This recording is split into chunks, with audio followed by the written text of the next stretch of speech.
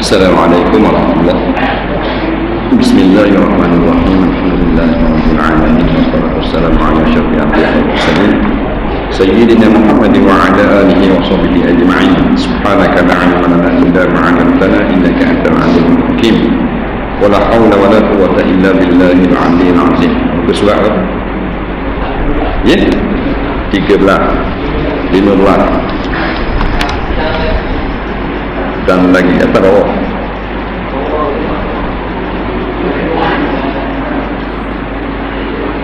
Qala al-mu'allif rahimahullahu ta'ala wa nafa'na wa iyyakum bi'ulumihi fid dharain amin ya rabbal alamin. Kata pengarang rahimahullahu ta'ala, dan lagi sabda Nabi sallallahu alaihi wasallam, tiada mendapati akan Allah oleh seorang dengan dosa yang terlebih besar daripada dosa yang jahil segala isi rumahnya. Kewajiblah atas suami mengajar ia suami akan isterinya akan segala i'tiqad ahli sunnah wal jamaah, daripada segala yang wajib bagi Allah Ta'ala dan mustahil atasnya, dan harus padanya, dan wajib pula menyatakan segala aqidatul iman. Dan demikian lagi wajib atas suami mengajar hukum sembahyang dan barang sebagainya daripada segala yang halal dan yang haram, seperti meninggalkan mengumpat-ngumpat dan mengadu-ngadu, dan memeliharakan segala najis dan segala hukum membasuh najis. Kata pengarang rahimahullahu ta'ala,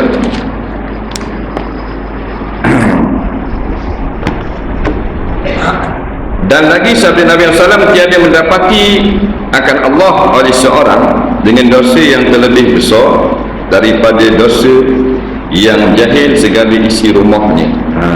Dia sambung balik tentang kebinasaan seorang yang bernama suami.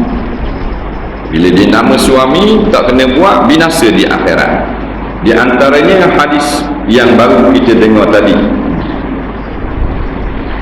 iaitu sebuah hadis yang kalau tak silap asal bunyinya, ma yaqallahu rajulun bi'a'zam ismih, tidaklah bertemu seorang suami atau seorang lelaki akan Allah Ta'ala dengan dosa yang besar, bijahalati ahlihi au kama qala, dengan sebab jahil anak isterinya.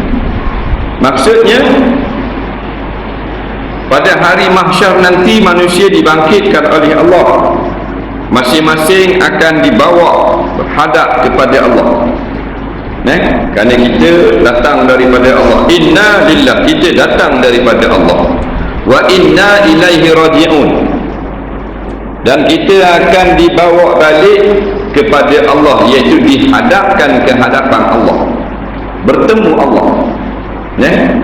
Tapi di antara yang mana seorang laki-laki dia tak bawa dosa lain, dia tak rokok bank, dia tidak sambung, tidak berzina, tidak mencuri, tak pecah rumah, gang tak haji isyak, rasuah jauh sekali, hidup kampung je, cari makan halal, jalikan, rajak main teruk, main judi, lambuh, belaga, kita tak kata belaga kubah, belaga ikan sekilar, lambuh, tak baik. Tetapi anaknya tidak diberi ilmu agama, maka dia menghadap Allah Ta'ala dengan dosa yang sangat besar. Orang mak gini riak cok. Sebab tu jaga baik, jaga baik. Kerana firman Allah Ta'ala, ku anfusakum wa ahlikum nar, wajib kau pelihara diri kamu dan diri anak dan isterimu. Nara, dan beri kena api neraka. Lepas tu kita yang bernama ayah, bernama suami, nak panggil lah, panggil ayah, panggil bapak pun ada anak, maka pastikan kita tak tergolong dalam laki-laki ni yang dibangkit di padang mahsyar. Dosa lain tak ada, dosa anak isteri jahil.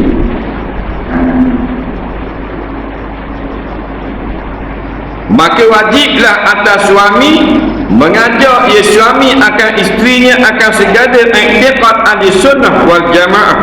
Wajib. Coba tak?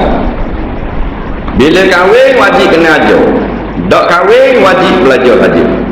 Kahwin wajib ajar. Saya tak ada anak. Tak ada anak, ajar isteri. Wajib. Kalau isteri dia pandai dah serba-serbi, alhamdulillah, mudah perkiraan. Nah, kalau isteri jahil kena ajar. Sebab ajar bini kita tu pandai akidah, pandai fiqh, pandai hukum hakam, bukan ustaz. Tak ada lagi ajar. Bukan tok guru. Kita sendiri yang bernama suami. Faham? Kita. Siapa-siapa yang tak beri pendidikan agama kepada anak dia, dia jadi fasik. Jadi fasik. Patu wajib kena ajar. Kalau kita tak pandai nak ajar, ulama kata wajib kita pergi belajar. Orang ngajar pergi dengar. Macam ni mari dengar. Balik wajib kena ajar pula isi rumah. Kat mana kita dengar ni? Kita dengar maknanya kalau buat gini batas semayang. Balik ke buat ke anak-anak. Takut tak kabur. Masalah pula kita masih mari dengar tu faham. Siapa balik rumah tak ingat sekarang nak ajar. Wajib pula bawa anak bini pergi belajar agama. Tak bawa berdosa. Faham? Sebab kita tanggung dosa anak dan isteri kita. Abang kita tak wajib bawa. Adik kita tak wajib bawa. Anak bini. Sebab dia ahli kita. Kalau kita tak pandai nak ajar, kita suruh dia pergi dengar. Dia tak ambil apa, malam ni bola, pukul 9 lagi. Tak ada, tak ambil. Bola tak bola, pergi dengar dia. Balik sekarang, dang ada bola. Tak dang, sudah. Ya, tak ambil pergi tak? Tak ambil pergi tak? Raja atas belakang, biar nyembang, tak tangguh. Pasal kita ayuh dia. Faham? Sebab dosa dia, kita tanggung lagi. Dosa dia kita tanggung. Dia tak tanggung dosa ayah, anak tanggung ayah, tanggung dosa anak. Bila mana? Bila jahil. Bijahalati ahlihi, dengan sabab bersababiah. Dengan sabab jahil anak, ayah masuknya tu. Di antaranya wajib kita ajar isteri kita akidah ahli sunnah wal jamaah. Akidah ni maknanya pegangan. Pegangan. Ilmu pegangan. Pegangan ni maknanya tauhid lah. Ilmu iman. Tak tahu akidah ahli sunnah wal jamaah, jengkreng. Memang punah jahanam. Kita ajar dia. Banyak sangat yang menyeleweng di segi akidah. Sebab Nabi kata 72 umat aku dalam api neraka. 72, bukan 72 orang, 72 golongan umat aku dalam api neraka. Satu golongan saja dalam syurga. Orang tanya Nabi jawab, wa ma'ana alaihi wa ashabi. Jalan yang aku berjalan di atasnya dan sahabat-sahabatku. Dihimpunkan oleh ulama-ulama di dalam kitab-kitab akidah. Sekarang terkenal dengan akidah ahli-sunnah wal jamaah. Sebab tu bila ada orang mari ngajar, kita bawa anak isteri. Melainkan anak isteri kita nak pergi belajar sekolah, tu bab lain. Kita balik sekarang, dia balik sekolah, kita ajar balik apa yang telah kita dengar. Dia kena buat gitu. Tak pandai nak ajar, suruh dia pergi belajar. Dari nak pergi, kena panggil ustaz suruh ajar dia. Tidak ada uzul syar'i sama sekali. Melainkan negeri itu tidak ada orang alim, baru dimaaf pada syarak. Tu ulama sepakat betul. Negeri yang tidak ada ulama mengajar, tak ada ustaz, tak ada kiai, tak ada tok guru, tak ada tok syekh nak mengajar, maka dia masuk Islam. Tapi tak ada orang nak mengajar hukum hakam, maka dimaaf pada syarak. Semayang berharap pun sok. Orang mari negeri tu, negeri kafir. Tak pendakwah ajar suruh masuk Islam, no. Dia masuk sekapung. Nah, jadi 3 hari ajar lebih kurang, tak boleh lagi pergi lain buat tinggal. Tak ada orang ajar semayang tu ke bodoh 5 waktu sehari, Zuhur, Asar, Maghrib, Isya, Subuh. Tapi cara-cara semayang yang mengatakan semayang tak dan nak ajar Fatihah pula tak bukan kali. Nah, jadi selama tak ada orang alim mari ngajar situ, penduduk baru masuk Islam tu dia semayang salah sah. Faham tak lagi? Sebab tak ada ulama. Waktu bahang subuh 18 rakaat sah. Tak. Ni bahang 3 rakaat pula. Sujud 8 kali, rakaat 15 kali sah. Pasal tak dan belajar dan tidak ada orang ngajar kampung tu. Tak. Waktu budak tengah semayang rakaat pertama sekali tinggal tu. Nak dia akak buka tu. Bilih masuk. Sambung balik tayak awal. Baharambang kali. Waktu tengah semayang cakap dengan bini pula kalau lihat dia. Tak patah sikit. Ulama kata pasal negeri yang tidak ada orang alim. Dan negeri kita ada orang alim tau. Nah, ada orang ngajar tak? Ada. Tiada maaf bagimu, kata Syarifah Aini. Faham? Tiada maaf bagimu. Tak ada maaf. Ke guna kamu? Nah, tak ada maaf dia. Pasal kita berlambuk-lambuk orang ngajar. Nah, lambuk-lambuk. Tiba-tiba bodoh kat kita, tiada usul. Nah. Daripada segala yang wajib bagi Allah Ta'ala dan yang mustahil atas Allah dan yang harus padanya pada Allah. Di antaranya iaitulah dipanggil ma'rifatullah. Nah.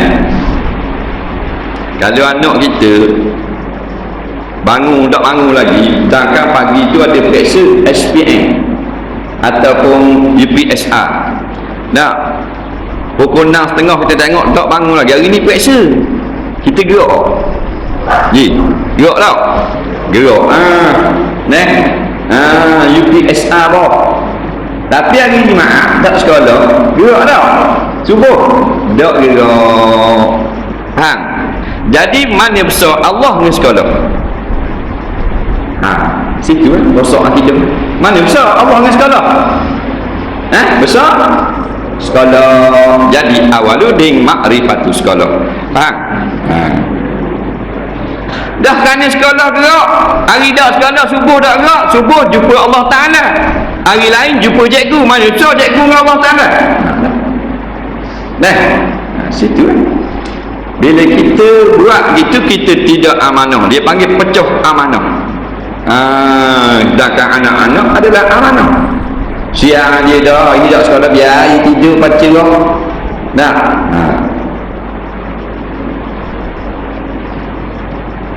Segala yang wajib bagi Allah, yang mustahil, yang harus, maknanya ma'rifatullah, wajib kena kenal. Siapa tak kenal Allah Ta'ala balik awal. Kata Imam Ghazali, fa yajibu 'alaika awwala an ta'rifal ma'bud summa ta'bud. Maka wajib atas kamu pada permulaan hendaklah mengenal orang yang kamu sembah, kemudian baru kamu sembah dia.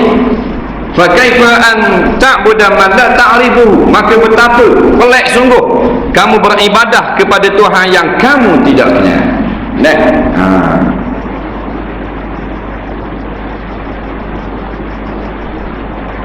Kenal Allah Ta'ala, ilmu mengenal Allah. Bukan kenal zat, kenal sifat. Zat kita tak boleh kenal. Kita kenal Allah. Allah cipta kita ni, buat langit bumi, ingat saja supaya kita mengenal dia. Itu tujuan buat. Bila tujuan buat kita tidak tercapai, maka sia-sia lah kita hidup, sia-sia. Tuhan buat kita, buat langit bumi supaya kita kenal dia. Cara nak kenal dia, tengok kebesaran alam, tengok kehebatan alam, kenal sang pencipta. Tiba-tiba bila kita hidup di bumi, tak layang terus ma'rifatullah, tak ada masa nak cari Tuhan dunia. Habis sekolah cari makan ketara pagi petang, tak ada kira nak kenal Allah, tak ada nak makrifat, tak ada apa. Sedangkan Tuhan cipta kita supaya kenal dia. Dia buat hebat begini sehingga manusia tak boleh nak tanding, supaya kita membesarkan dia. Kita cari makan saja ni. Kadang dah jeng batu buruk lagi. Jangan nak baru dia jeng tu.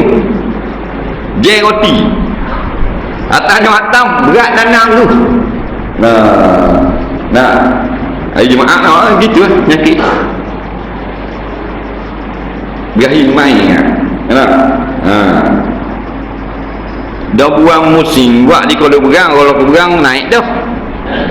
Buat di Terengganu dia juga orang naik pada dia.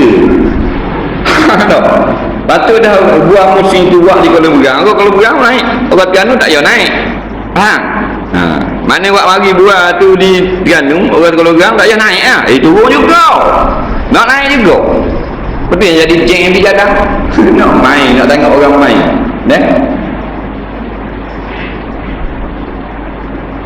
Kalau kita atas surat nama saja Abdullah, tak siapa? Tak siapa? Ke siapa? Ambil surat buat Abdullah. Siapa tak? Tak apa. Stamp orang lain pun poseng, kita pun 400 ya stamp. Apa? Abdullah saja. Tak apa. Ini pun pink pun tak. Balawi. Bopeng siapa tak? Tak siapa juga. Kena ada nama kampung. Nama kampung ada dah. Jalan pula tak tulis. Tak siapa juga. Jalan tulis belakang dah. Negeri pun tulis dah. Posko tak tulis. Tak siapa juga. Posko ada dah. Malaysia. Tak tulis pula nombor rumah. Tak siapa juga. Siap belakang dah dengan bank, dengan nombor, dengan posko, dengan alamat, dengan kampung, dengan taman, dengan negeri, dengan apa. Tak apa juga. Tak ingat nak botong depan. Faham?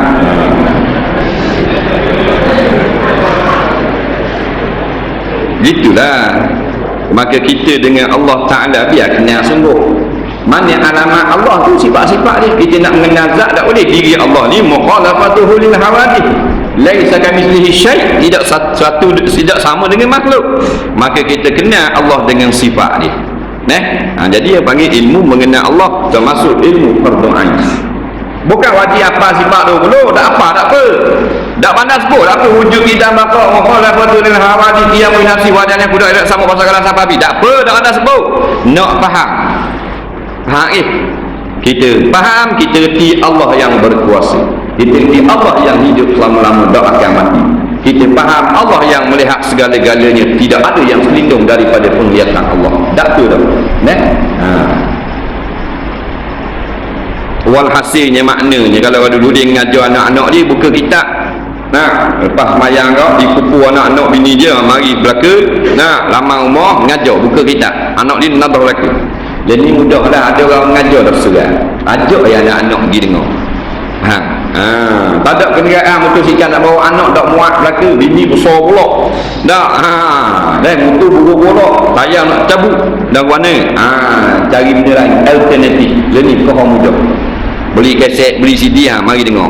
Dan mu tak pergi surau, mu kata mu nak baca buku sekolah.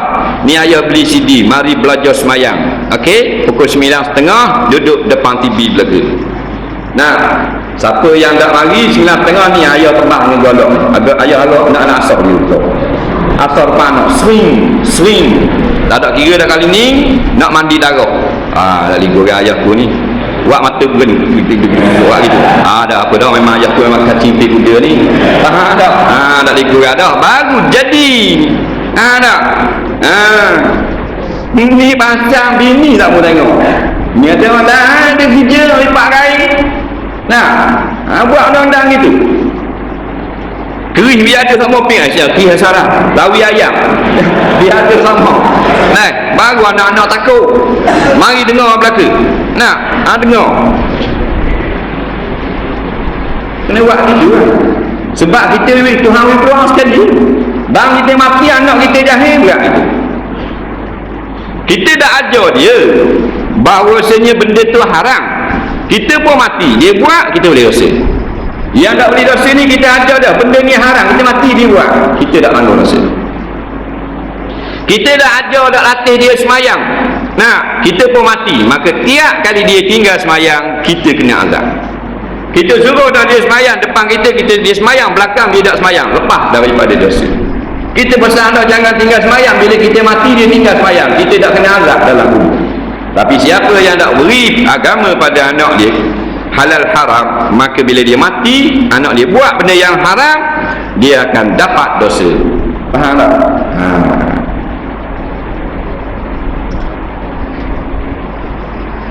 Dan barang sebagainya daripada segala yang halal dan yang haram. Kena ajar mereka benda makna halal, benda makna haram. Mudah, suruh dia pergi tengok, suruh dia pergi belajar, suruh dia kawan budak-budak jenis belajar agama. Nah, atau kita bawa sendiri. Nah, dah boleh bang, kita uzur period. Period duduklah kereta. Tak usah cakap banyak. Sebab ni kalau kita duduk di rumah, masa ni dua benda. Kita tengok TV mana? Kita duduk tengok orang ngajar. Anak kita bunyi terik. Bini kita nerak dulu. Tak tidur duduk tengok orang joget. Jangan beri peluang gitu. Balik di rumah tengok orang dancing, orang joget, gambar cerita orang tiup, lepih sini. Gitu. Seperti meninggalkan mengumpat-ngumpat dan mengadu-ngadu dan meneriakan segala najis dan segala hukum membasuh najis. Dah kalau pok dah reti yang mandi junub. Kena ajar tu anak kita tu taharah. Taharah ni kalau tak ada taharah, tak ada semayang. Tu kata rupa-rupanya kita banyak salah kepada Allah kerana kita tidak memberi agama kepada anak-anak. Dah buat kira ni bertaubat kepada Allah. Astagfirullahalazim. Faham? Minta ampun pada ya Allah, tak apalah dosa aku malam ni baru aku tahu kena ajar anak-anak hukum agama.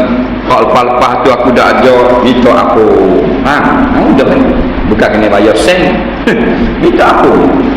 Akan datang beki semula. Takut kita saja mari dengar. Kita kena jaga depan, jangan beri buat belakang. Ayah nak jaga budak-budak. Jangan sampai depan kita pun anak kita buat benda yang tidak baik, dia berani buat, maka itu tidak bernama ayah lagi, itu nama bapu. Faham? Kondang Sepanyol. Anak-anak memanglah kalau belakang kita anak siapa pun dia memang dia buat dia hodok-hodok pasal ayah tak ada depan. Tapi sekurang-kurangnya kita ni ayah kita ada, anak tak berani buat. Kalau kita ada anak buat juga benda tak pakai rawat, dia tak takut, maka kita bukan ayah. Hawa-hawa tu jadi ambil ni tu. Dah depan ayah anak boleh congek untuk congek depan ayah. Kawan itu ayah mu ada, tak apa ayah tu minat kau. Anak kita depan kita dia bawa motor slow, kita tak ada dia bawa laju. Biasalah budak-budak pasal kita tak ada. Sekurang-kurangnya takut kita. Ni kita ada laju juga. Mana dia tak takut dah kita. Tak ada nama ayah dah. Jangan siapa tangga tu. Kena ajar hukum najis, hukum mandi, hukum taharah, nak mengenal najis. Kerana najis ni kalau kita tak pandai kat Allah Rabbi. Besar panjang dah nikah anak dua, tanya air mazi tu najis ke tak? Tak keberat. Anak tiga tanya cara mandi junub. Anak tiga dari tu anak dua mandi apa? Mandi berjadah ke mandi apa? Anak tiga baru nak tanya mandi junub. Toki orang bulu benih putih, keruh bulu benih. Tak ingat lagi doa masuk tanda. Ada pasal apa? Pasal kita dak cakna. Dak cakna. Cakna kan kita orang Islam. Ya sebenarnya bukan kita belajar banyak, kita dengar pas garik je. Pukul 9 uti 2 tahun alih yang kita. Bukan lama sangat. Kan banyak sangat nak belajar, tapi dah belajar dak cara langsung. Najis yang dimaaf. Dia tak tahu darah haid ke darah dia, perempuan. Dia tak tahu keluar kot dia. Kalau keluar kot tu lelaki dia boleh tahan kira. Dia tak tahu. Awet ini reti. Zat. Dah reti, dia tahu. Dia banyak awet. Maknanya budak-budak puang ni, remaja-remaja perempuan tidak tahu benda darah haid, benda nifas, benda istihadah. Tak tahu. Sepanjang-panjang haid, sekurang-kurang haid, masa suci antara dua haid, saya tanya. Dia tanya biar kata berteru. Tak boleh benda. Dia tengok belaki nak belaki, tak tahu ke hukum. Sama macam keling bulu ni kau, tak tahu ke hukum. Sama macam apek kau kapak. Bodoh betul.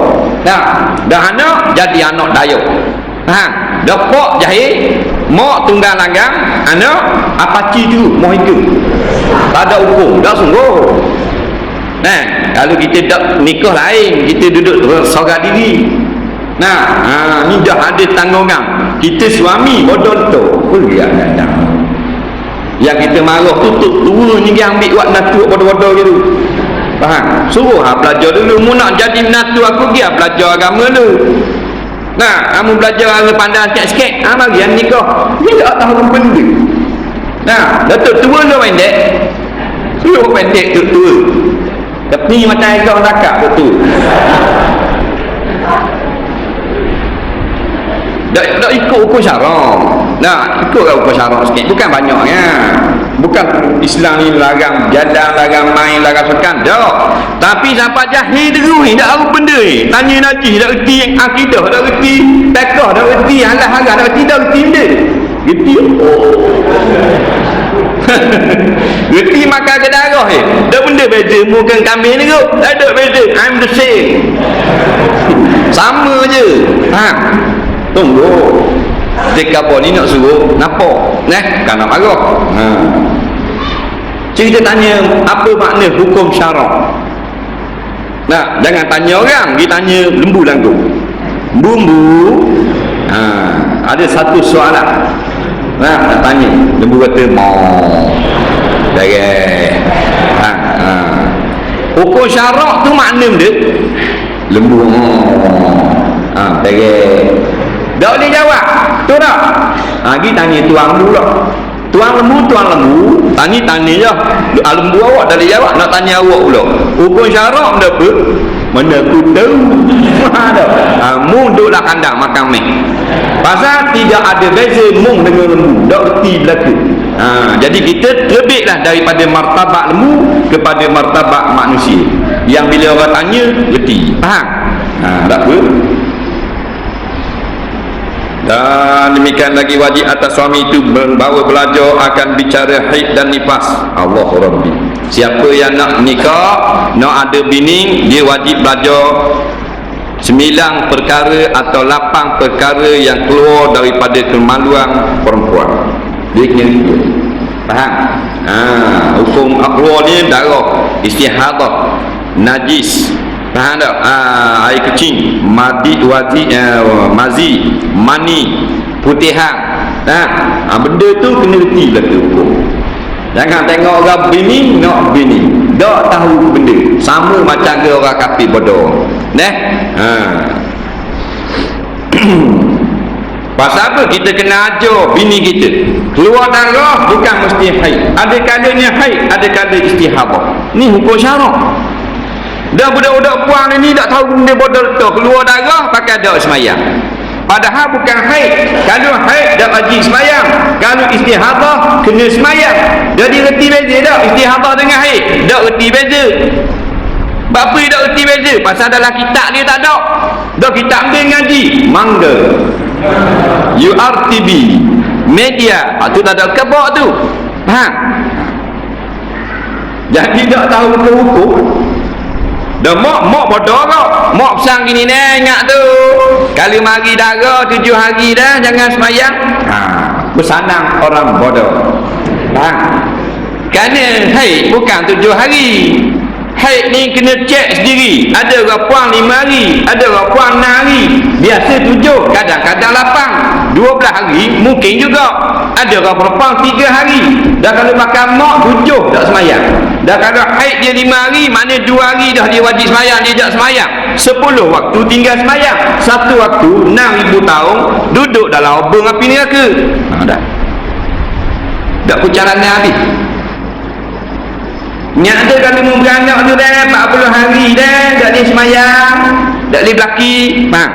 Mak pesan Mau ambil dua ni Imam Syafi'i dah dengan tuk dia aja tuk bodoh kau main pesang itu.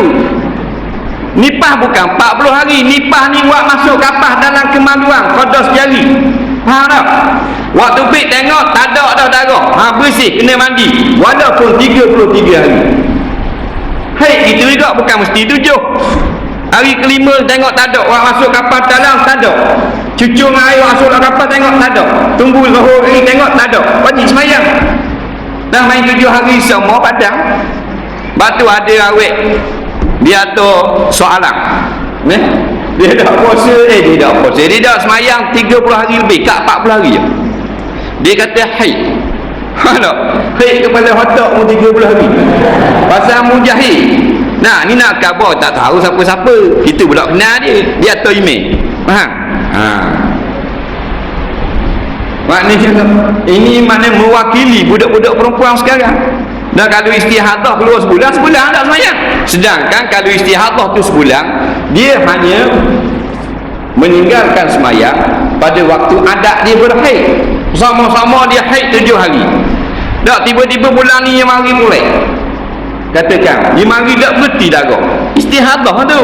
Sampai 30 hari ada sama. Menunjukkan haid 7 hari dia pakai hak lepas. Nah, hak lepas pakai hak lepas 7 harian. Ni 7 hari. Masuk hari ke-8 wajib kena basuh, kena letak cawak, kena semayang. Segala hak wajib kena buat belaka. Dah kalau tak belajar, takkannya buat gitu. Dia pakai tepek natang tu lah. Tengok ada lepuk. Tak kakak nak jalan lepuk jatuh tak politik sekali. Faham tak? Waktu bila kotak baru lepuk duk main gitu. Kalau gitu ni epok ti. Nu kedai Hindu di sana kat epok dia reti ke? Oh, tepek natang tu. Tu tak ada benda-benda tu. Hukum dia bukan tengok luar, tengok dalam. Ada orang yang tengok luar. Oh, tak ada dah. Mayah. Dia tengok di pek. Kena ada pek. Kenapa? Benda?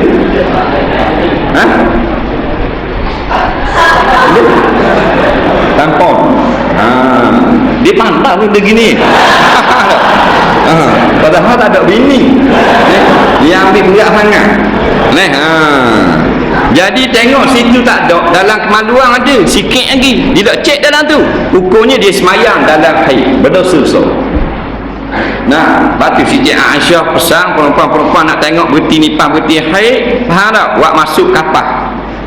Nah, putih kapas ni wak masuk dalam jari, jangan panjang lah, hilang kapas. Faham tak? Masuk dalam jari. Nah, tengok tak ada dah. Batu beri masa sikit lagi tengok tak ada juga. Tu habislah masa dia. Nah, dia gitu. Jadi nak ceritakan maknanya kita ni belajarlah senang. Bukan nak kamu cerita haid tu saja. Segala-galanya kita dibelajar senang. InsyaAllah kita lepas daripada kemurkaan Allah. Ada orang ngajar kita ada telinga. Nah, habis balik tak kena piti sekatan. Mana ada orang cah ni ngajar. Free free. Bola ni bayar taket buang musim nang ya. Kapal terbang main sia. Sia tu. Ni mari free. Titi ada 18 riyal lah cek balik lagi 18 kau. Siapa aku tak mau. Dah kena cah free. Ambo kau doktor. Daripada wadah jadi cerdik, daripada gelap jadi cerah. Pahala pula boleh. Di balik pula fi sabilillah. Rahmat pula. Nabi kata malaikat pula tolong doa mana-mana orang mari dengar orang ngajar, malaikat doa biar panjang umur. Tu aja.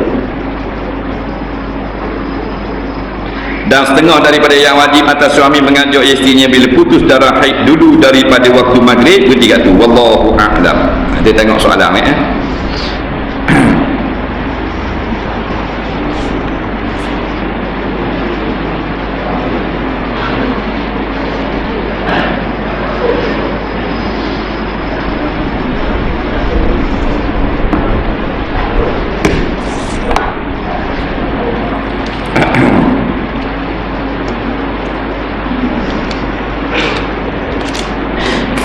Soalan yang pertama, untuk solat subuh pada hari Jumaat, imam sunat baca surah As-Sajadah dan melakukan sujud sajadah. Bagaimana sekiranya imam tidak baca surah As-Sajadah tetapi membaca surah Al-Alaq, surah Iqra, dan melakukan sujud tilawah?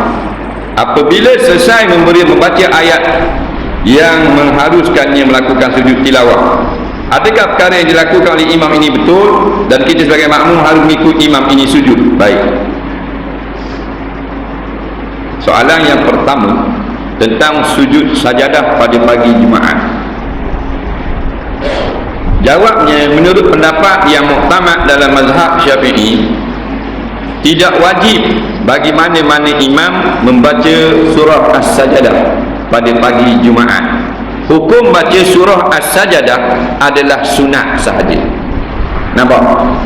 Apabila imam membaca surah As-Sajadah pada pagi subuh Jumaat sampai pada ayat sujud itu, maka sunat imam melakukan sujud secara berjamaah.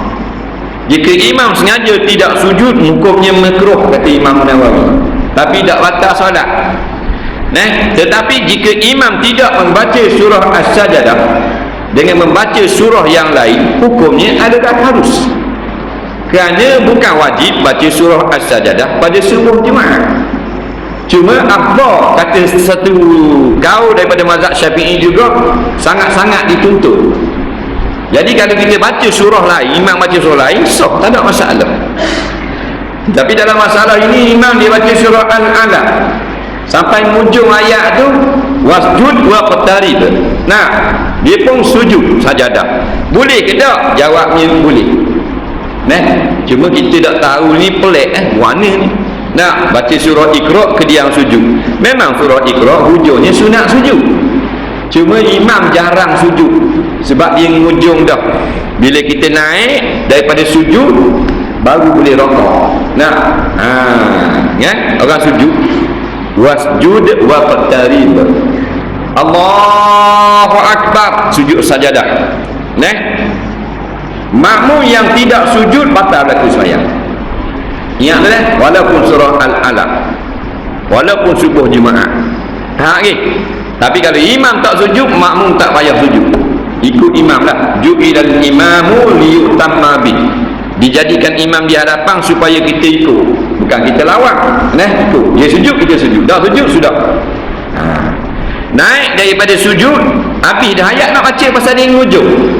Iktidak pula dah. Qiyam sekurang-kurangnya tamak ninah, baru sah rakaat. Allahu Akbar. Jadi tak ada masalah. Benda ni ayat sajadah, alif lam sajadah tak wajib baca subuh Jumaat, tapi kalau baca sunat sujud sajadah. Soalan seterusnya, seekor lembu boleh tak saya nak buat akikah 7 orang adik-beradik? Jawabnya boleh, atas kaul yang mengatakan harus. Kerana seekor lembu tu, kata ulama fiqh, boleh dibahagikan dengan 7 bahagian. Orang tanya Syekh Ibn Hajar, boleh tak untuk satu bahagian daripada lembu korban itu dibuatkan akikah? Jawabnya boleh. Jadi kalau 7 bahagian, 7 orang anak akikah boleh. Hukumnya harus. Dan yang afdal dengan 1 nyawa, iaitulah seekor kambing ataupun 2 sunat. Soalan seterusnya,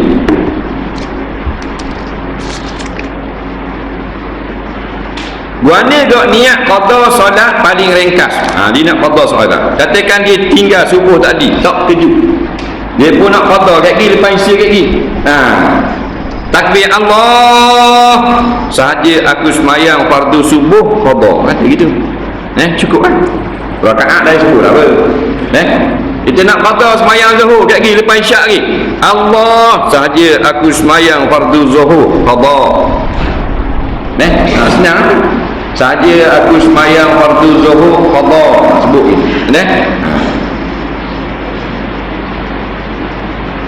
niat mandi wajib hak pendek sekali, guana kau. Tengok dia nak hak pendek. Orang nak panjang, dia nak pendek. niat nak pendek. Jangan mandi pendek, mandi biar rata. Niat pendek.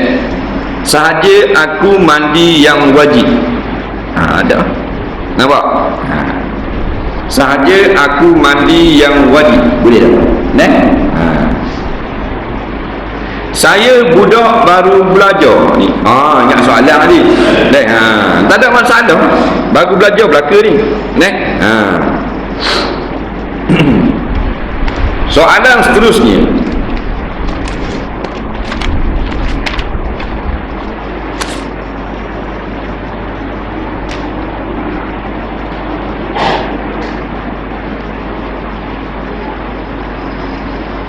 Siapa yang meninggalkan kesibukan mencari kesalahan pada perbuatan Allah, dianugerahkan kepadanya pelepasan daripada nifak.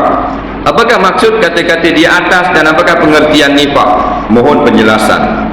Nifak ini maknanya bangkangan daripada orang yang mengaku Islam. Dia Islam tetapi dia tidak suka ataupun mempertikaikan akan Islam tu. Ni dipanggil nifak, sifat nifak. Nifak ni ada nifak akidah, iaitu orang-orang munafik yang kekal dalam api neraka. Dia ada kafir, ada beriman, ada munafikin. Munafik tu nifak lah. Jadi orang yang beriman dia tidak ada suatu pun protes pada apa jua kejadian dan nasib. Cuma dia sedar bahawanya ini telah ditentukan oleh Allah. Maknanya kita tak sah dah duduk pertikaikan kejadian-kejadian Allah. Bapa Tuhan buat anak kita sakit, anak orang lain tak sakit. Bapa aku buat tak baik, orang lain baik. Hak tu kita duduk protes tu, protes kuasa Allah. Jangan. Tuhan marah, tak suka. Orang yang benar-benar beriman, dia tidak akan ada benih-benih nifak seperti itu. Orang ni tak kafir tapi benih-benih munafikin.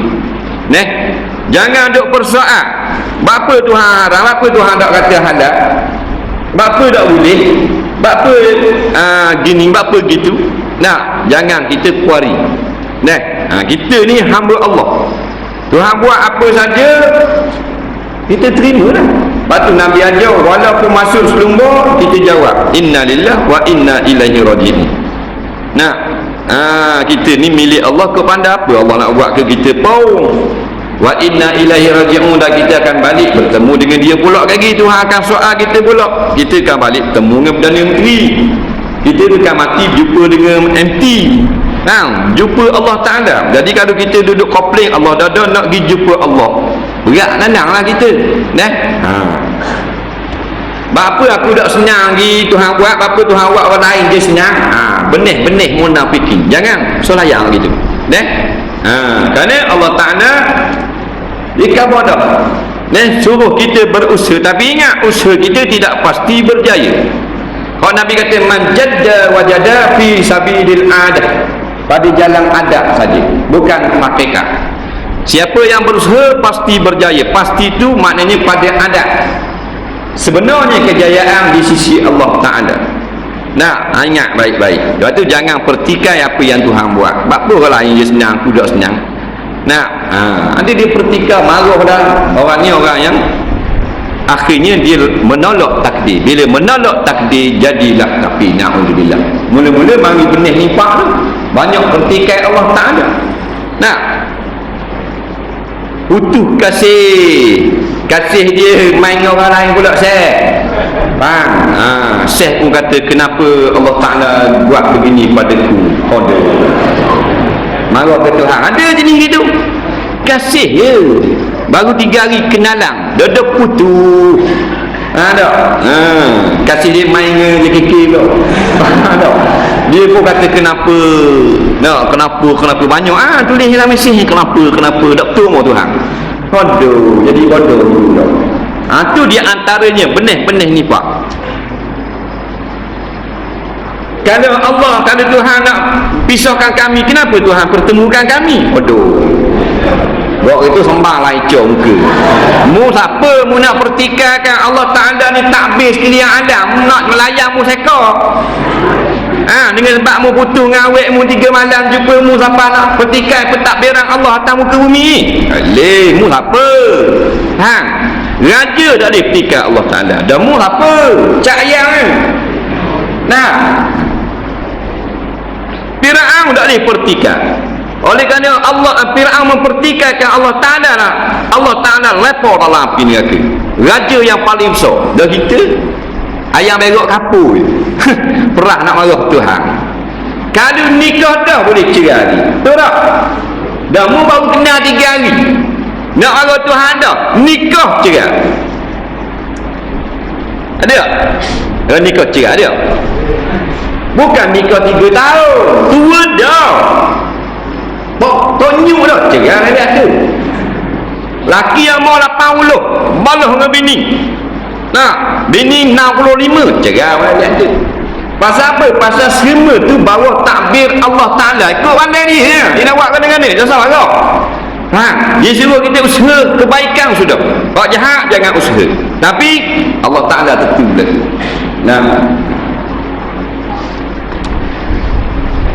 saya tegur adik saya dalam rumah, jangan pakai luar pendek, atas dari lutut dan bawah dari rusak.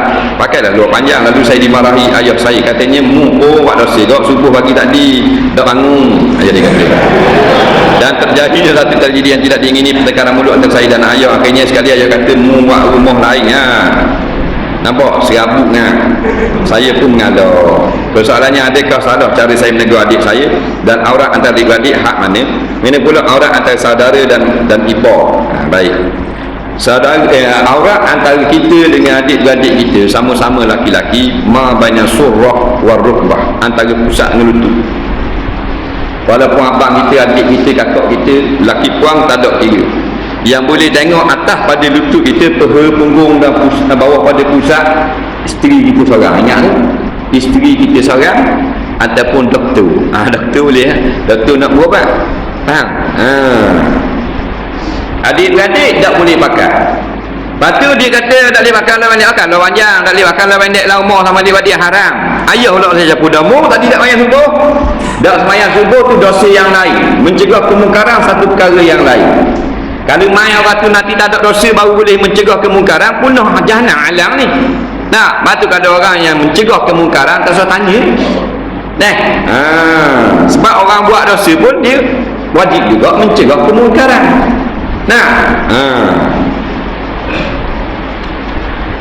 Macam orang curi lah, pecah rumah malam-malam. Dia pecah rumah orang lah kapung, dia cokeh gitu, dia masuk ruang dengan hidup. Bahan piti besi pecah, bahan ribu-ribu piti dengan subang gelang atas lama tak sedar. Dia pun turun, masa turun bahan seguni ratus ribu seguni bawa api batu geling napis bahan lagi. Bila turun tu orang pun tengok, orang curi, orang pun kejar belaka. Ramah kejar nak katak berodok dah, berodok-berodok kejar kau. Jadi bila masih kejar tu hak seorang hak tukang tengok tu dia orang baik. Dia pun tengok budak-budak muda kampung dia set curiga juga. Ada kali kata kamu tak lecek lagi kejar pasal mu curi botol baru ni. Faham tak? Maknanya kejar dulu untuk mencegah kemungkaran yang besar ni. Faham tak? Padahal kejar orang curi tu dia curi. Tapi tak comah bahan belok. Bahan magak. Faham tak? Bahan kain buatin orang semua malam-malam dalam kampung curi juga. Bahan wapelang orang malam-malam curi ayam oleh patah. Tapi ada orang curi besar ni dia kejar juga. Faham tak? Maknanya jangan siapa kita ni tak ada dosa baru boleh larang orang. Dalam kita buat dosa pun kita wajib kena cegah orang buat dosa. Faham? Cuma kalau kita cegah orang buat dosa saja, kita tak tinggal dosa, kita yang rugi. Itu masalah lain. Jadi masalahnya gitu jugalah. Kalau ipar laki-laki ingatlah, auratul rajuli ma baina surrati wa rukbati. Laki antara pusat dengan lutut lah. Diri pusat, diri lutut tu bukan aurat. Mutammimul aurat, nak menyempurnakan aurat. Faham?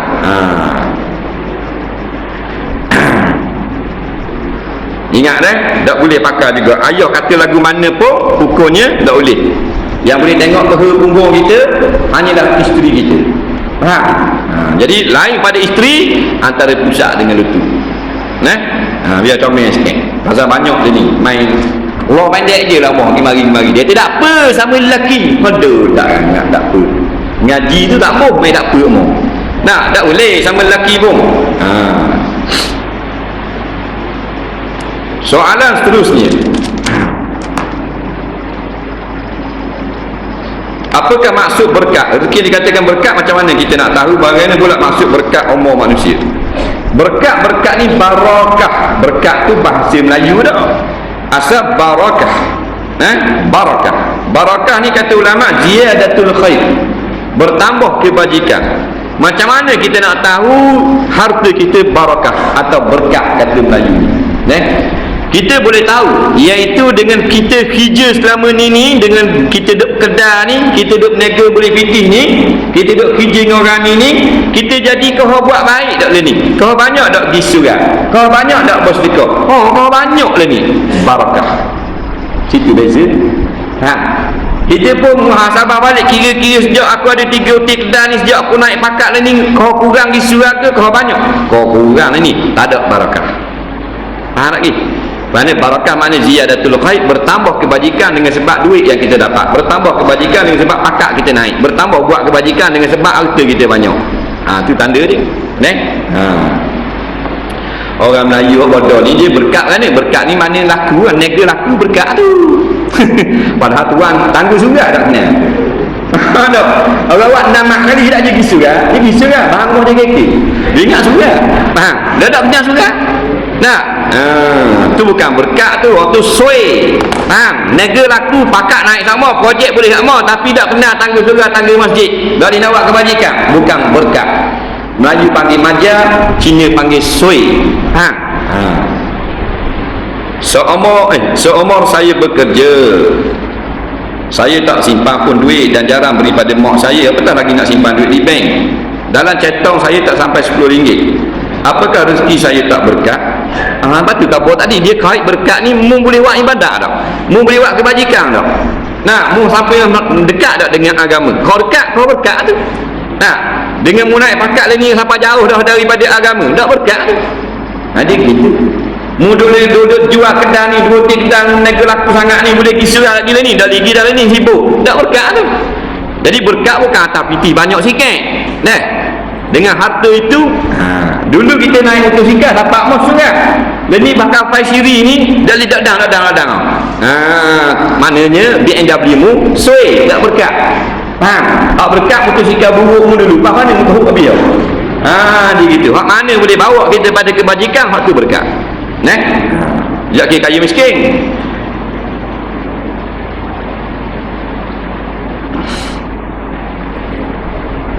Apa maksud ana al-fakir ila Allah?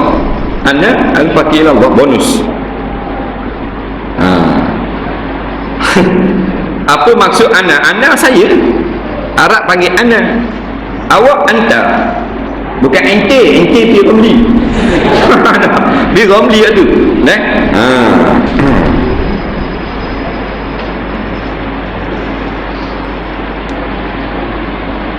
Al-fakir, al-fakir maknanya hamba yang sangat berhajat. Hamba yang sangat berhajat ila Allah, kepada Allah. Maknanya al-fakir ila Allah, maknanya kita sangat berhajat kepada pertolongan Allah. Boleh? Dulu janggut Ustaz panjang dan lebat, tapi kenapa sekarang semakin pendek? Nampak tak handsome? Manisnya ada. Apa orang ada, apakah orang yang ada janggut berdosa kalau dicukur? Mengikut jumhur ulama hukumnya haram. Ni benda bonus. Cucu tu ayah beli buah kanan, malam esok kuliah di mana? Dia ramah ni. Di sektor 7 ni kalau patung-patung ni.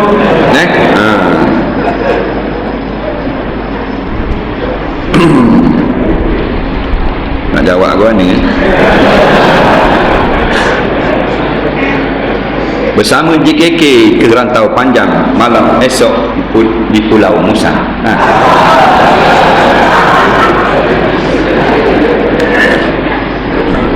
jika kita kahwin dua, boleh tak kita jimak kedua-dua isteri sekaligus dalam satu bilik? Apa hukumnya? Cik Mangung kau mana seorang tanya ni? Yang paruk sangat ni. Aduhlah. Hebat benar ke buat ni? Ni soalan orang-orang tua-tua. Haji tutup telinga je. Nak tanya saja. Jawabnya, hukumnya haram. Jimak isteri kedua-dua atau lebih sekaligus, hukumnya haram. Kalau tidur saja boleh, jimak tak boleh. Kerana isteri madu sama madu haram melihat aurat. Tak boleh. Haram melihat aurat. Yang kita boleh lihat aurat kita kedua-dua isteri suami. Antara isteri-isteri tak ditunjuk aurat. Tak boleh. Kena suku-suku. Rumah yang sama tak apa, tapi masa berlainan.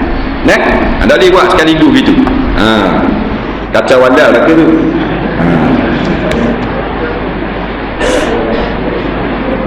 Makmum bercakap ketika khotib berkhutbah, laga pada jemaat atau perbuatan bercakap itu laga. Mana cara bersanding yang tidak haram? Tukang ambil gambar bersanding bukan mahram, boleh ke tak? Laga pahala jemaat. Dia kata dengan sebab bercakap masa khotib berkhutbah, bukan pahala sembahyang jemaat, pahala mendengar khutbah laga, tak ada benda. Jadi mun dikira tidak mendengar khutbah pada hari itu, pahala sembahyang jemaat ada, pahala dengar khutbah. Sebab pahala jemaat ni banyak pahala. Macam gaji lah, elang suku-suku. Jadi gaji datang awal suku, gaji iktikaf suku, gaji mendengar khutbah suku, gaji sembahyang jemaah suku pula. Jadi siapa yang bila orang khutbah dia bercakap, maka batal pahala mendengar khutbahnya. Lara. Sembahyang jemaah tak lara. Yang kedua, dia tidak dapat keampunan selama seminggu, bonus sebagaimana datang dalam hadis. Kerana dalam hadis kata siapa yang datang ke Jumaat, Nabi pun bilang buat gini dan mendengar isi khutbah, dia tak dengar, dia lara, maka tak dapat pahala ghufira lahu. Nampak? Diampunkan kepadanya, tak ada, kerana tak syukur syarat. Bagaimana cara bersanding yang tidak haram? Yang tidak haram ni begini, iaitulah tidak adanya perkara-perkara adat agama lain seperti pasang lilin. Ada pasang lilin haram. Melainkan rumah dia memang tak ada api atau kena potong api petang hari. Pasal deki tak jadi nikah dengan tukang cek api tu, dia pergi potong lah tu. Jadi itu pasang lilin kerana gelap. Hak ni cerah dah pasang lilin kerana sanding haram. Hak lepas dia buat taubat istighfar, tak ada masalah, mudah kan? Lepas tu tak ada atau tepuk-tepuk sirih, susun daun sirih. Kerana hak tu adat agama Hindu. Faham? Tak boleh buat. Mereka pengantin perempuan memang makan sirih. Tak apa, ngata orang sirih. Yang ketiga pula, tidak boleh membuka aurat. Bila buka aurat jadi haram. Yang keempat, tidak dipertontonkan kecantikan pengantin perempuan kepada bukan mahram, tidak jadi haram. Yang kelima, tidak ada perucapan-ucapan yang maknanya lucuh dan seumpamanya di dalam majlis. Kan biasa kan? Ngaruk-ngabang kali tubik mulut. Dah ramai macam-macam apa bodoh dia. Kemudian pula pengantin bukan nak membanggakan diri, tunjuk keelokan dan kecantikan diri kepada orang. Jadi duduk atas tu kerana mak nak tengok saja. Yang boleh tengok mahram bagi perempuan. Faham? Hukum ambil gambar bersanding bukan mahram boleh ke tak? Banyaknya ambil gambar bersanding ni haram. Kalau ikut syariat barulah tidak haram. Kerana fotografi ni tak haram, bukan rekod hak baru. Ambil hak Tuhan buat ada, cuma rakam sahaja. Faham? Jadi kena hati-hati. Banyak dah ni sanding nampak tekok buang. Pergi tekuk jelek, hak pasal pakai baju nampak lengang, hak pasal kain belah-belah siapa lekat peha. Jual gambar tu kami, jual gambar sebahak sama. Tak kira siapa pun. Kalau tu nak jadi jual gambar, hak orang bertanding ni biarlah dia tu orang menutup aurat, kemudian pula majlis itu tidak haram. Siapa bercampur gaul laki puan, dengan kita-kita sebahak sama. Soalan seterusnya, Apa hukum wanita pakai purdah? Apakah ia sunat atau wajib? Menurut satu pendapat dalam mazhab Syafi'i, muka adalah aurat. Dan pendapat yang kedua pula, muka tidak aurat, tetapi jika membawa fitnah maka wajib ditutup.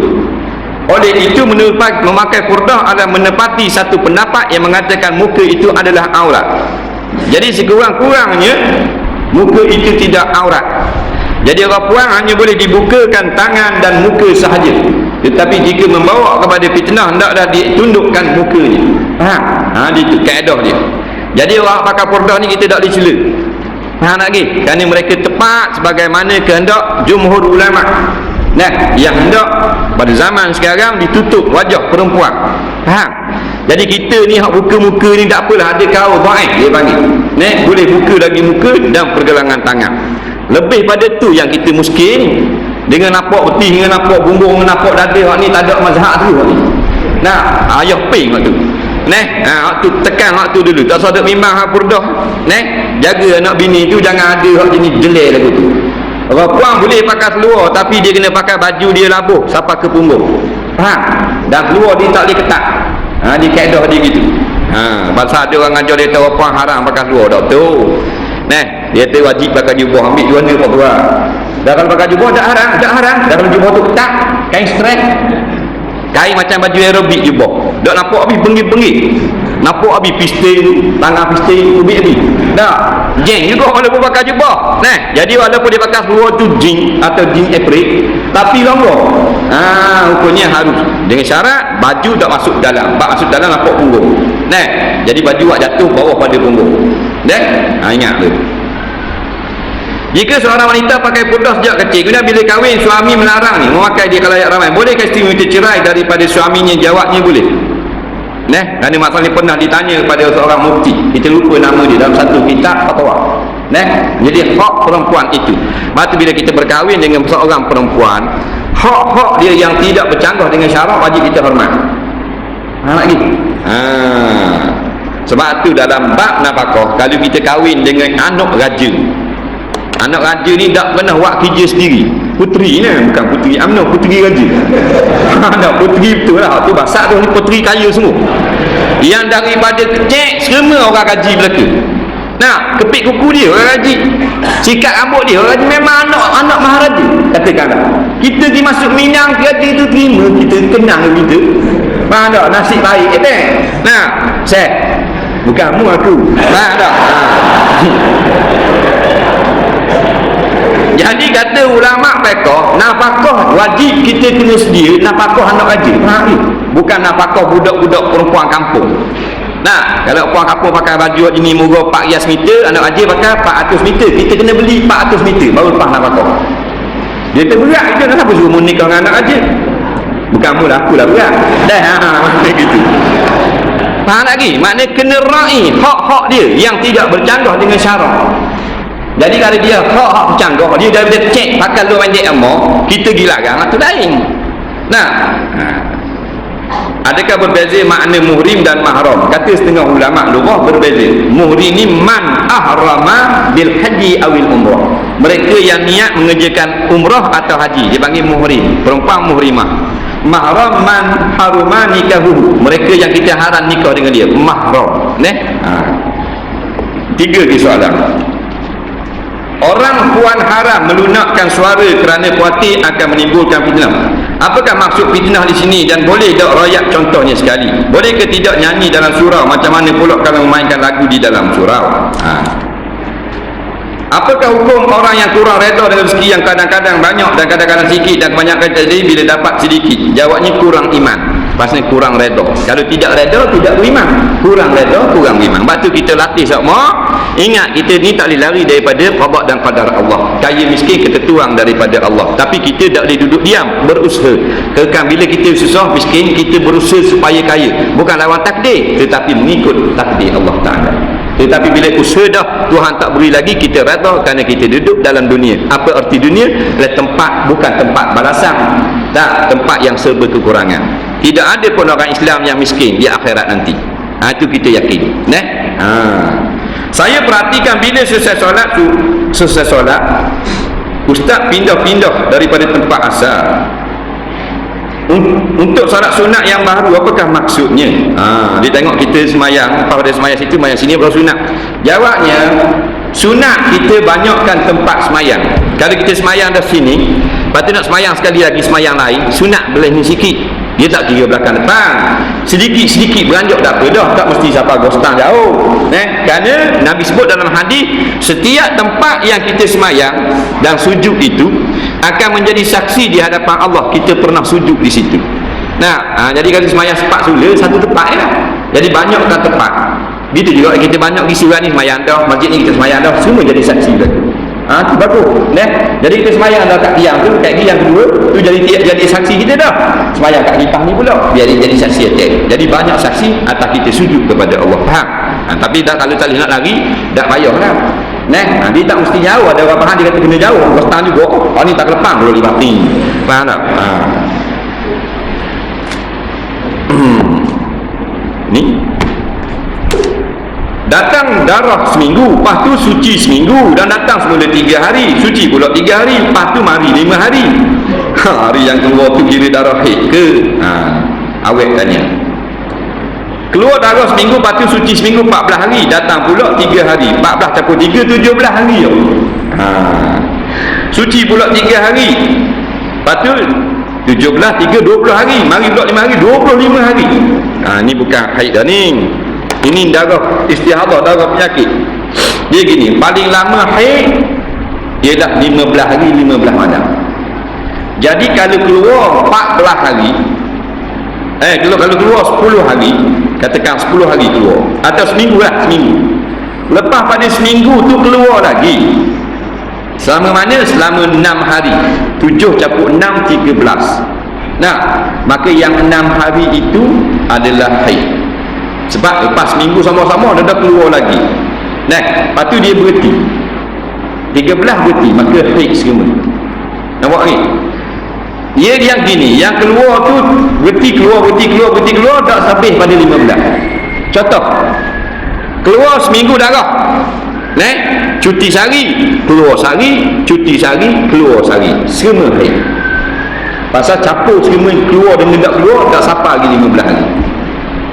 Lebih pada 15 hari dikira lain. Katakan keluar 7 hari, lepas tu 10 hari tak keluar balik. Keluar balik bukan haid, itu adalah istihadah.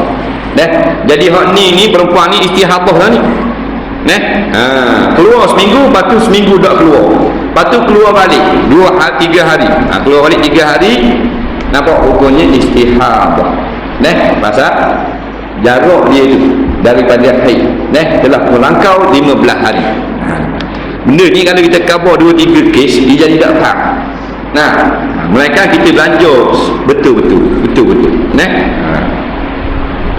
Lepas solat, saya dapati ada najis pada kain saya. Perlukah saya solat semula? Tengoklah najis tu dimaaf ke tidak. Kalau najis yang dimaaf, tak payah solat semula. Mana najis maaf? Darah jerawat, darah pacak, pecek dah tadi, bersih dah. Kita masuk semayang, tengah semayang dia keluar juga, dimaaf pada syarat. Nampak lagi? Tu darah juga. Darah ikan ngecik di baju, tak ingat nak basuh, besar mana? Besar tayu jari, dah maaf, kena semayang semula. Darah ikan juga, tapi halus hujung lidi, dimaaf kerana halus. Faham? Dia tengok keadaan. Ataupun darah tu banyak, tapi kita rasa kena lepas pada salam dah, Assalamualaikum warahmatullahi, Assalamualaikum warahmatullahi, pung, ngecik darah 2 beledi. Lain lah, pasal kita salam dah. Cara sumpah kerana menafikan aib yang ada pada barang jualan. Bagaimana caranya? Hal ini kena kerana pembeli mendakwa wujudnya aib di tangan penjual. Biasanya kita beli, kita kena buat khiyar. Khiyar ni 3 hari, khiyar syarat. Kita akan cari keaiban barang. Kalau ada, kena pulang balik dan penjual kena terima. Tapi kalau tidak ada khiyar, dia panggil khiyar majlis. Selama duduk dalam majlis, kita tukar balik boleh. Tapi keluar pada majlis tak boleh tukar balik, melainkan tuan kedai redha. Tetapi jika berlaku pencanggahan, masalah barang duduk dalam kedai lagi, maka menang belah pembeli. Tapi barang tu ada di tangan kita dah, rumah dah, menang belah penjual atas budi bicara penjual. Apa rumah kita dah, tak kita buat katuk apa semua pecah. Ada semua cara bersumpah adakah semua cara bersumpah sama saja bagi setiap perkara yang perlu kepada sumpah? Lain. Sumpah maknanya sumpah mahkamah lain. Wallahi saya tidak hadir pada tarikh sebut sebagaimana yang didakwa, itu lain wallahi. Tapi kalau sumpah li'an dia lain. Demi Allah, anak yang ada dalam kandungan dia ini bukan anakku, itu lain. Itu sumpah berat tu. Ada kalangan jemaah kita yang menganggap orang UMNO sebagai kafir, terutamanya kepada JKK. Tak betul gini, bukan kafir, apa kafir pula, orang Islam lah. Cuma mereka ini menyokong orang yang melakukan kezaliman. Perbuatan mereka itu salah pada segi syarak, bukan kafir. Kafir ni orang sebuah bergala, ataupun maknanya dia membenarkan perkataan yang kafir. Maknanya ketua dia kata Quran ini memang dah dipakai zalim dan sebagainya. Dia kata saya sokong perkataan itu, jadi kafir. Kalau sokong saja gitu kerana cari makan, cari projek, pasik je lah. Ada kalangan jemaah suami isteri suka dengar kuliah agama, tapi si isteri suka dedah aurat, terutamanya ketika berada di depan rumah, minta komen. Nak komen lagu mana? Bukan bini aku. Jawabnya kita patutlah kita nak pastikan orang tak tutup aurat. Tak payah, melainkan dengan nasihat dalam ramai gini lah, pastikanlah isteri kita tak tutup aurat. Lepas tu bila dah khabar dah, buka juga, ni masalah. Jadi masing-masing tolong perbetulkan lah. Kadang-kadang orang tolong tegur, jadi balah apa semua. Suami tu lah kena ambil berat sikit. Kemudian dalam kampung, jadi masalah dulu. Dia dalam kampung dia ada orang segang. Tu imam memang orang segang dulu dalam kampung lah. Sekarang ni tak ada orang lagu tu. Dalam kampung tak ada orang pun yang orang segang. Dia kekek lah, takut tak mucuk. Tu imam sepatutnya, kalau tu imam bunyi, bini-bini siapa pun orang dengar berarti. Kalau zaman dulu memang kata jangan awak gini, tak baik, dah tutup kepala lain kali nak duduk depan rumah. Sampai kalau mati dia tutup kepala, pasal dia hormat tu imam. Dia dah hormat dah tu imam. Duduk main motor depan surga. Tu imam marah habis ni, lepas tu imam melerak. Faham tak? Ni punya pasal bergerak anggur. Orang puan haram menunakkan suara apa? Kerana khawatir akan menimbulkan fitnah. Apakah maksud fitnah di sini? Dan boleh tak rakyat contohnya sekali? Boleh tak tidak nyanyi dalam surau? Macam mana pula kalau memainkan lagu di dalam surau? Nyanyi lagu mana dalam surau? Nyanyi atau petas stage show lah. Apa pergi nyanyi dalam surau? Haram lah panggil orang puan menyanyi yang haram, jadi haram, 2 kali haram. Orang laki-laki menyanyi dalam surau. Nyanyi lagu mana? Menyanyi sungguh lah, panggil penyanyi menyanyi dalam surau. Dalam masjid, maka hukumnya bid'ah. Walaupun menyanyi laki-laki tidak haram. Kerana suaranya tidak membawa fitnah. Jadi bid'ah. Kerana ini bukan tujuan dibuat masjid dan surau. Lepas tu dia kata perempuan haram nak suara, ya. Memang haram. Wala taqda'na bil qaul. Itu yang sebut jelas dalam Quran, jangan kamu kaum perempuan melembutkan suara, yang ini di hadapan laki-laki ajnabi. Sebab tu orang perempuan bila menyanyi, orang lelaki ada depan, yang batal semayang haram. Tak kira siapa-siapa. Ya, kalau depan dia ada mahram tak haram, sebab tidak membawa fitnah. Ni gini, kalau dengar suara seorang perempuan yang bernyanyi sedap, adakah sama dengan suara lelaki lain? Dia rasa gua ni dalam hati, rasa kaya, rasa maknanya lalai, berasa ini memiliki perempuan, berasa lupa Allah Subhanahu Wa Taala, macam-macam perasaan. Pak, suara perempuan kan mendayu-dayu. Sebab menyanyi dia kena lunak suara, dan pula dengan bahasa yang betul. Kalau bahasa kampung tak jadi menyanyi, dan pula suara tak lunak. Kalau suara tak lunak, orang perempuan tak haram. Faham tak? Dia naik atas petah, dia tak nyanyi, dia berkata kepada penonton, tak haram lagi. Dia kata para hadirin, taklah maknanya pulang selepas majlis ini, terima kasih. Tak haram lah. Ni pergi lunak suara, akak suara nyanyi mesti kena buat lunak. Kalau cakap biasa jadi jual beli ya pula. Siapa nak beli sawi dan kangkung ini? Haram. Mereka dibuat lunak, siapa nak beli kangkung ini? Haram. Faham tak? Melunakkan suara. Faham tak? Beza lagu tu jadi. Sebab tu lah dia suara sedap, sebab suara apa tak sama suara lelaki. Walaupun dia bukan penyanyi, Walaupun budak perempuan kampung je, kita dengar, kita cakap dengan dia, hidup biar pokok ubi tu taik kucing tampung biar kaki, tapi suara dia bila dia cakap kita rasa lain tau. Rasa lain tau. Lain ni dengan suara tu imam lugar tu imam. Nah, pasal dia ada attraction, ada tarikan. Tuhan buat dah, dia mesti jatuh pada hati laki-laki. Nah, sebab tu dibenarkan perempuan berinteraksi dengan laki-laki, bercakap perkara-perkara yang bukan menyanyi. Jadi saksi, jual beli, nega, tu lain lah. Nah, orang perempuan je nyanyi, naik atas petah, dia baca seni kata dia lagu, tapi dia tak buat lunak suara, memang orang sorok. Nah, ataupun dia pakai kata gitu je, tak ikut skrip. Seni kata lagu tu dah, tapi dia tak buat ikut kok E, dia bahang A minor, jeng, apa, tak lunak, bunyi macam katok panggil hujang. Nah, jadi haram ni bukan sebab suara perempuan bercakap, haram dengan sebab dia mengalungkan suaranya, digubah-gubah sehingga ada tinggi rendah, menyebabkan hati lelaki tertawa. Nah, situ haram dengan sebab menyanyi.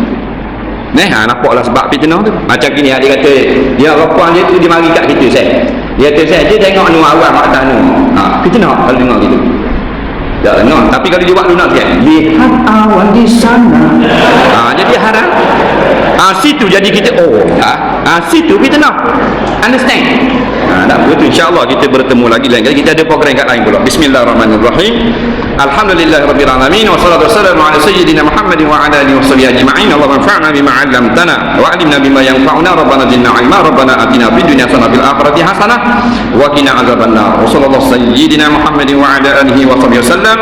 Walhamdulillahirabbil alamin. Assalamualaikum warahmatullahi